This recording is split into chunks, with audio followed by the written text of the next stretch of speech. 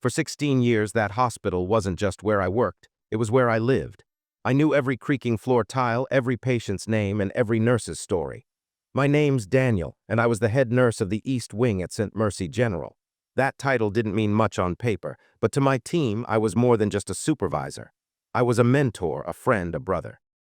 My days started early, usually before sunrise. I'd walk in with a coffee in hand and check on the overnight shift first. I made it a point to know how each of them were holding up, not just professionally, but personally. If someone's kid was sick or they were going through a breakup, I'd know, and I'd adjust the schedule to help, even if it meant pulling a double myself. I loved the chaos of it all, the beeping machines, the hushed footsteps, the tension of emergencies. But what I loved most was the team. We weren't just coworkers, we were family. There were nights we cried together after losing a patient, and mornings we laughed so hard we couldn't breathe. I wasn't above cleaning bedpans or calming down a frightened patient. I did whatever it took. The wing ran like a well-oiled machine. Low turnover, high morale, even the most cynical doctors respected us. I took pride in that. I believed in treating people with kindness first, staff and patients alike. But then things started to change. A new director arrived, Ms. Caldwell, sharp suit, sharper tongue. She looked at charts and profit margins, not people. From day one it was clear we spoke different languages. I brushed it off at first. Changes happen, people come and go, but something about her felt cold. She didn't like how close I was with the team, said I was too informal. I laughed it off, but in the pit of my stomach, something didn't sit right. Still, back then, everything felt manageable, safe. I thought I had built something unshakable. I had no idea how fast it could all be taken away. At first, the changes were small, barely noticeable unless you were paying close attention. Supply orders were delayed. Overtime was cut. Meetings became more frequent and colder. Ms. Caldwell started appearing unannounced during shifts, walking the hallways like she was inspecting a crime scene. I tried to keep the team focused. I told them to do what we've always done, care for patients, look out for one another. But the energy was shifting. The nurses whispered when they thought I wasn't listening. They were scared, and worse, they were starting to feel watched. One morning, I found two of my best nurses, Alina and Joy, arguing in the med room. That had never happened before. They were like sisters. Stress was starting to seep in like a slow leak under a door. When I asked what was going on, Joy just shook her head and muttered, "This place doesn't feel the same anymore, Dan." I wanted to believe it was temporary. A bad phase. New leadership always brought disruption. I'd seen it before, but this felt targeted, like someone was watching the way I led, waiting to twist it into something it was. Then came the meeting. Ms. Caldwell called me into her office, just me, no agenda, no heads up. She sat behind her desk like a queen addressing a servant. Her tone was clipped, and she never once looked me in the eye. "Mr. Daniels," she said, not even bothering to use my full name, "we've been reviewing how the East Wing is managed. There's concern your methods are outdated." I blinked. Outdated how? Too personal, too much emotional involvement. Your leadership style is blurring boundaries. I stared at her, trying to keep my voice calm. Is that a bad thing when it leads to high retention and strong outcomes? She smiled faintly. Not everything is about feelings. This is a business. That word, business, echoed in my head for hours after I left.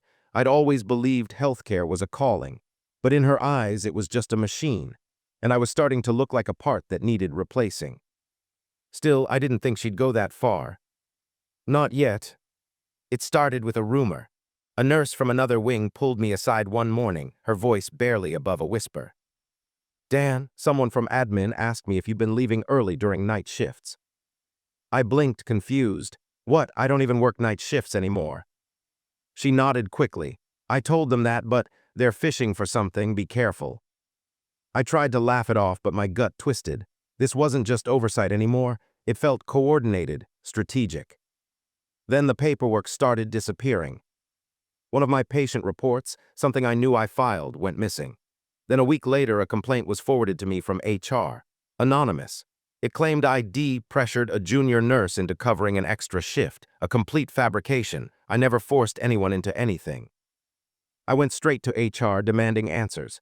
They offered none, just cold, procedural shrugs and phrases like, "We're obligated to follow up on any claims."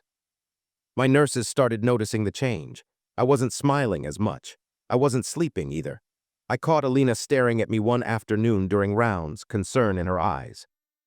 "You all right, boss?" I nodded, "Yeah, just tired." But I wasn't all right. I was unraveling quietly internally. And then came the final blow. A formal letter appeared in my mailbox at the nurse's station. Subject to internal investigation. You are to be placed on administrative leave, effective immediately. The reason? Failure to document patient discharge procedures according to updated protocol. I knew that protocol.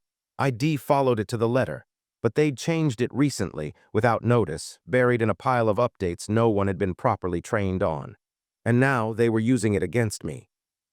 I stood in my office holding that letter, my hands trembling, the hallway outside full of laughter and voices that suddenly felt so distant. I felt like I was slipping into a version of reality where none of the years, none of the care, none of the sacrifices mattered. This wasn't about performance. It was a setup. And I knew with a sick certainty that they were preparing to bury me. The call came on a rainy Thursday afternoon. I was at home, sitting in silence, reading the same paragraph in a book over and over again without processing a single word. My phone buzzed. "Mr. Daniels, this is Deborah from Human Resources. We'd like you to come in tomorrow morning at 9 a.m. for a final meeting regarding your investigation. Please bring your badge and any remaining equipment." No warmth, no pretense, just finality. I didn't sleep that night. I laid in bed staring at the ceiling, thinking about the patients I wouldn't see again, the team I wouldn't get to say goodbye to. 16 years of my life condensed into a sterile HR meeting. The next morning, I walked into the hospital like a ghost. I kept my head high, but inside something was cracking. I could feel it. I passed the nurses' station, my nurses, and the room went quiet. Alina stood up, her eyes wide. "Dan, what's going on?" "I just need to take care of something," I said, forcing a calm smile. She stepped toward me. "They're letting you go, aren't they?" I couldn't answer. I just looked at her for a moment longer, then turned and walked toward the admin wing. Inside the conference room sat Ms. Caldwell, 2 people from HR, and a folder with my name on it. No one looked me in the eye. "After review, the board has decided to terminate your employment effective immediately," Caldwell said, reading from a script. "We appreciate your years of service." I wanted to shout, to demand they look me in the eye and say it like it meant something. But I didn't. I sat in silence, nodded, and handed over my badge. They offered me a generic severance package and a piece of paper to sign. I didn't touch it. As I stood to leave, Caldwell said, "We'll escort you out." That stung, like I was a criminal, a threat. I walked down the hallway beside a security guard I'd trained in CPR years ago. When I stepped outside into the gray morning air, the door clicked shut behind me with a finality I'll never forget. I had been erased. And inside, my team had no idea that was the last time they'd ever see me in scrubs. They tried to keep it quiet, of course. No announcement, no explanation, just a sudden change in the schedule, my name scrubbed clean like I was never there. But you don't just remove someone like that and expect people not to notice, especially not in the East Wing. At first, there was confusion. Nurses showed up for their shifts looking for me. Some thought I was sick. Others assumed I was on vacation. When Alina found out the truth, when she saw my office door shut, cleared out, stripped of the personal notes and the photos of our team, she knew something was wrong. "They fired him," she whispered to Joy. "No warning, no goodbye, just gone."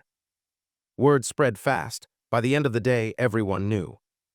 The next few shifts were a mess. The replacement supervisor was a clipboard-holding nobody from another floor, strict, mechanical, and completely out of touch. He tried to run the wing by the book, but there's no book that teaches you how to lead a team held together by trust. Patients noticed, too. Mr. Hawthorne in 312 started refusing his medication until Dan comes back. Of course, I wasn't coming back, or so everyone thought. Morale dropped like a rock. Nurses stopped volunteering for doubles. Conversations grew tense. People snapped at each other over the smallest things. Even the most reliable staff started calling in sick. Alina and Joy tried talking to HR. "This isn't right," they said. "He was the heart of this wing." But HR just nodded politely, gave them corporate answers, and asked if they needed help adjusting to new leadership. Adjusting. You don't adjust to losing someone who made you believe in what you do. By the end of the week, the break room was silent. No more jokes. No more music playing from someone's phone, just the sound of tired breathing and machines humming in the background. I didn't know all this was happening at the time. I was at home, filling out online job applications, wondering if 16 years meant nothing in the real world. But behind those hospital walls, something was growing, something quiet, steady, and powerful. Loyalty. And it was about to turn into something no one at the top expected. The first signs weren't loud. No one marched or protested. There were no dramatic speeches or confrontations. Instead, it started with the little things, subtle, deliberate acts of defiance wrapped in the routine of hospital life. Alina began clocking in on the dot. No more early arrivals, no more staying late to cover shifts. Joy stopped answering calls for extra hours. Raphael, the quiet night nurse who'd once stayed through a hurricane just to cover the wing, began calling out more than he ever had in 10 years. They weren't being lazy, they were making a statement. The replacement supervisor, Mr. Lewis, couldn't figure out what was happening. "Why is productivity dropping?" he asked in meetings. "Why are the nurses uncooperative?" HR sent surveys. No one responded. They tried holding morale workshops. No one signed up. The truth was, without me, the center had fallen out. The team hadn't just lost a leader. They'd lost the glue that held their purpose together, and no corporate memo could replace that. One night after a particularly rough shift, Alina gathered a few of the senior nurses in the break room. Tired faces, slumped shoulders, eyes full of something deeper than exhaustion. "This isn't working," she said quietly. "We can't keep pretending this is okay." Someone muttered, "They're not going to listen. They never cared." "But we do," she replied. "Dan cared every single day he fought for us, so maybe it's time we fight for him." There was a pause, long, heavy, then Joyce spoke. "What are you thinking?" Alina looked around the room, one face at a time. "What if we left, all of us together?" Silence again, not rejection, contemplation. And then slowly, one by one, heads began to nod. They didn't have a plan yet. No timeline, no strategy. Just a shared feeling burning in their chests, this isn't right and we won't stand for it. Meanwhile, at home, I had fallen into a quiet rhythm. Days spent scrolling job boards, nights staring at the ceiling. I had no idea they were meeting without me. No clue they were carrying my name like a banner. All I knew was that I missed the work, the noise, the people. But they hadn't forgotten me. They were about to remind the whole hospital who we really were. It happened on a Monday. Not by accident, Alina chose the day deliberately. Mondays were chaos. High patient intake, short temp coverage, and pressure from every direction. The perfect day to be noticed. For a week leading up to it, the team planned in whispers, text chains, late-night calls, meetups at coffee shops miles away from the hospital. They knew the risk. HR could blacklist them. They could lose everything. But the more they talked, the clearer it became. Staying silent was killing them inside. Alina drafted the letter. It was short, professional, but firm. "This is not a protest of policy. It is a protest of principle. Daniel Daniels was not just a manager. He was the reason we stayed, the reason we cared. His removal was unjust. Our departure is our response." 19 signatures. That Monday morning, they all showed up at the start of their shift, on time, in uniform. Not a word out of place. The supervisor, Mr. Lewis, glanced up from his clipboard and nodded at them like everything was fine. At exactly 7:10 a.m., Alina laid the letter on his desk. "What's this?" he asked, confused. She didn't answer. She turned and walked. Then Joy followed. Raphael, Anna, Marcus. One after another, like dominoes in slow motion, each nurse stepped away from their post, placed their badge on the counter, and walked out the front doors of the East Wing. By the time the fifth nurse left, the desk phones were already ringing off the hook. Administrators scrambled. Doctors stared in disbelief. Patients asked what was happening. By the time the last nurse exited the building, HR was in full-blown panic. News traveled fast, not just through the hospital, but onto social media. Someone posted a video of the nurses walking out in silence, and by noon, it was trending under Stand With Daniels. I was at home when my phone exploded. Missed calls, messages, then a video sent by Alina. I watched stunned as I saw my team, my people walk out heads high, united in purpose. I didn't cry often, but I cried then. Not because of the injustice. But because for the first time since I was fired, I didn't feel alone. The hospital didn't know what hit them. By the end of that Monday, 3 departments were short-staffed. The East Wing, the most critical in the building, was operating with a skeleton crew pulled in from other units. Patient wait times doubled. Mistakes started happening. Doctors were furious. Families complained. The hospital tried to spin it. They issued a bland press statement calling it a staffing challenge and promising swift solutions. But the truth had already escaped into the world. Social media was relentless. Stories surfaced, patients sharing experiences, nurses from other hospitals voicing support, even a retired surgeon posting, "If Daniel Daniels was fired, something is deeply broken in that administration." I watched all of it from my couch, stunned. These people didn't know me, but somehow they understood. I started getting messages from my old team, not just sympathy, respect. "We did it, Dan," Alina wrote, "and we're not going back." I didn't know what to say. Part of me wanted to run back in and fix everything. Another part felt afraid. I'd been broken down, humiliated. Could I really go back? Would it even matter? But then I got the call. It was Dr. Hendricks, one of the most respected physicians at St. Mercy. We hadn't spoken since before my firing. "I thought you should hear this from me," he said. "Caldwell-S in damage control. The board's meeting without her. There's talk of reversals." My heart raced. "What kind of reversals?" "They want to speak with you tomorrow." I hung up the phone and just sat there, stunned. I'd spent weeks feeling discarded, worthless, like everything I gave for 16 years had vanished in a moment of corporate cruelty. But now, somehow, the silence had turned into a storm, and my team had been the thunder. That night, I stood outside under the stars, breathing in the cold air. Something inside me had shifted. I wasn't just a fired nurse anymore. I was a man surrounded by loyalty, by truth, by people willing to put their livelihoods on the line for me. And now it was time to face them again, not as a victim, but as someone who had something left to fight for.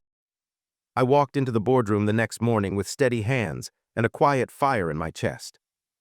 The room was packed, members of the hospital board, 2 HR reps, and sitting awkwardly in the corner, Ms. Caldwell, face tight and unreadable. She wouldn't look at me.